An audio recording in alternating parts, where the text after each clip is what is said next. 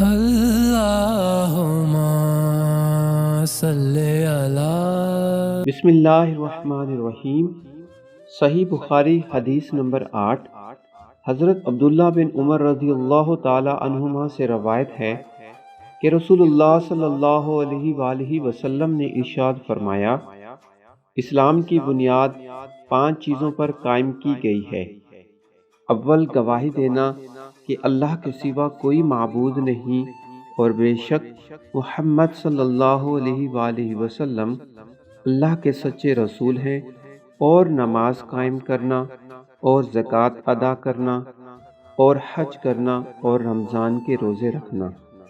صحیح بخاری حدیث نمبر 8۔